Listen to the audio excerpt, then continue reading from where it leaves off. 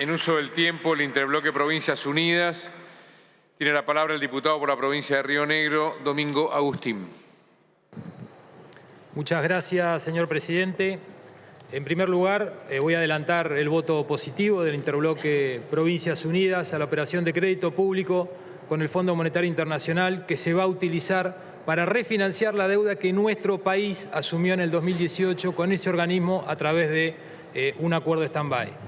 Y me voy a sumar, en primer lugar, a la misma opinión que dieron varios diputados preopinantes sobre la necesidad de valorar que hoy aquí estemos discutiendo en el Congreso este endeudamiento con el Fondo Monetario Internacional, que le hayamos devuelto esa facultad que había sido delegada y que estemos discutiendo en este ámbito, que es donde deben discutirse estos temas tan importantes como el endeudamiento excesivo que tenemos los argentinos como consecuencia del gasto excesivo y del déficit. Así que creo que eso es algo que debemos valorar y resaltar.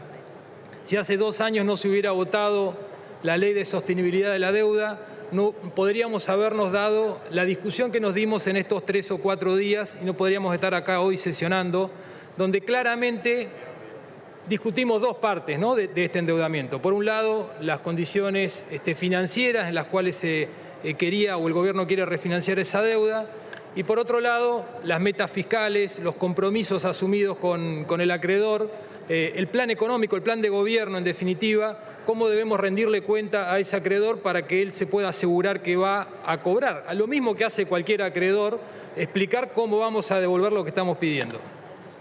Y la primera conclusión, y por eso vamos a acompañar desde el interbloque de estas 3 jornadas, es que había un consenso absoluto en cuanto a la necesidad de evitar el default y de refinanciar la deuda en las condiciones que nos plantea el Fondo Monetario Internacional.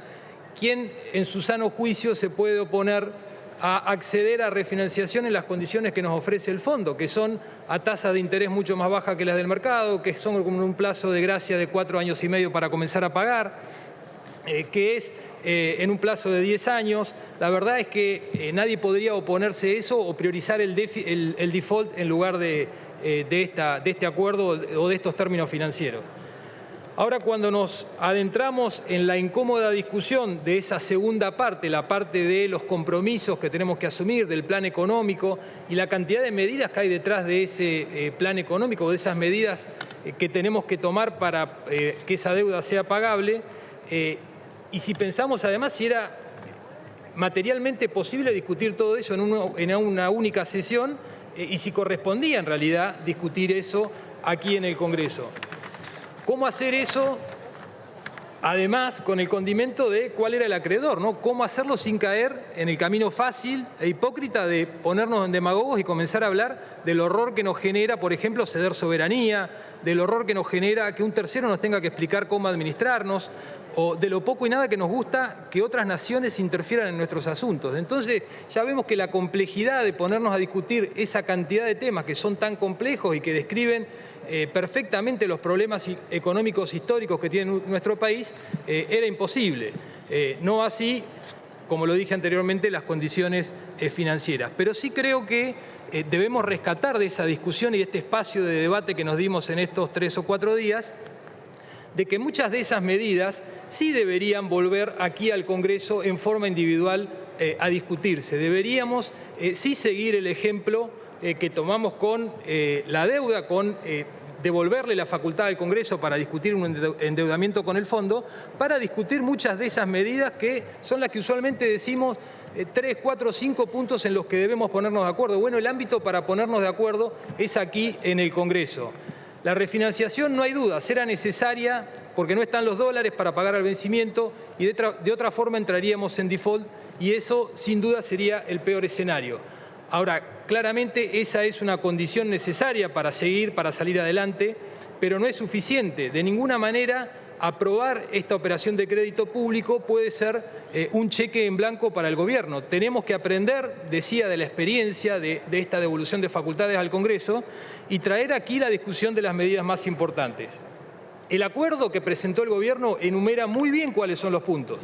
los puntos críticos que debemos abordar y lo debemos decir aquí en el Congreso: las tarifas, los subsidios, la financiación del Tesoro vía emisión monetaria.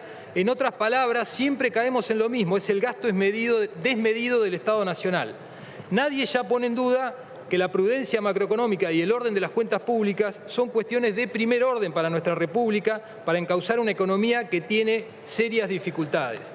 Pero, de vuelta, para lograr esos objetivos tenemos que recuperar facultades que fueron delegadas incorrectamente. Hace mucho que convivimos con una democracia delegativa, muy a pesar de que el constituyente en el 94 explícitamente prohibió la delegación legislativa en el artículo 76 de nuestra Carta Magna.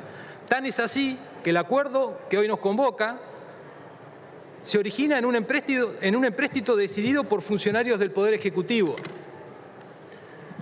Así digo, como recuperamos la facultad de autorizar el endeudamiento con organismos de crédito, deberíamos regular, por ejemplo, la magnitud y la forma en que se van a distribuir los subsidios a la energía y al transporte de pasajeros. El Gobierno Nacional, decidiendo sobre los subsidios, no solo produjo un agujero fiscal enorme en el presupuesto nacional, sino que además lo hizo de manera muy inequitativa, perjudicando a los usuarios del interior versus los usuarios del Gran Buenos Aires. Eso tiene que cambiar, y la forma de cambiarlo es discutiéndolo aquí en el Congreso. Deberíamos también pensar, para discutir aquí en el Congreso, cómo ponerle límites a la emisión monetaria para financiar el Tesoro, con un Banco Central independiente, por ejemplo. De nada sirve que controlemos el endeudamiento si dejamos abierta la canilla infinita de la emisión monetaria, que ya sabemos cómo termina: la pagan los que menos tienen, con el tristemente célebre impuesto inflacionario. Esos temas también los tenemos que discutir acá, señor presidente. Decía al principio lo difícil que es aceptar que necesitemos ayuda de externos.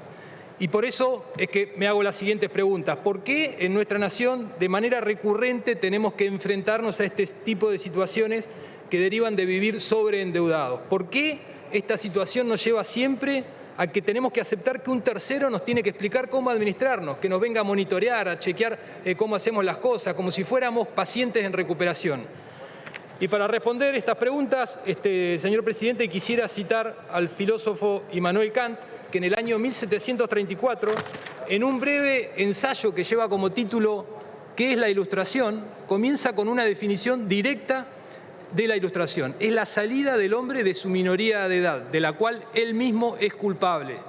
Cuando vemos el derrotero que precedió a toda esta sesión de hoy, comenzando por la toma irresponsable de deuda a lo largo de tantos años, como bien lo describió el diputado Heller ayer en la comisión, y siguiendo con las discusiones muchas veces absurdas y tribuneras, podemos concluir que todavía estamos en eso que Kant hace tanto tiempo y de manera metafórica definía como la minoría de edad. Por eso, señor presidente, nos insto a que hoy iniciemos un camino de dignidad, de honor y de decoro, y de una buena vez tengamos la pulsión de dejar de ser una nación adolescente. ¿Cómo lo hacemos? Creo que estamos comenzando en el lugar correcto, aquí en el Congreso, dando las discusiones, generando los consensos necesarios, logrando los acuerdos, respetando a nuestra Constitución y entendiendo que poco y nada vamos a aportar con discusiones inservibles. Hoy estamos a punto de lograr un acuerdo sobre un tema que es trascendental para nuestro país, una refinanciación posible que es favorable si la comparamos con las condiciones actuales y que nos evita caer en default. Algo en lo que la gran mayoría aquí estamos de acuerdo: la necesidad de honrar nuestras deudas y construir credibilidad hacia el mundo y hacia nosotros mismos. Salgamos de la minoría de edad para analizar, como nación adulta, libre y soberana, cómo hacemos para seguir adelante sin tomar decisiones temerarias que comprometan aún más al pueblo argentino. Muchas gracias, señor presidente. Gracias, diputado.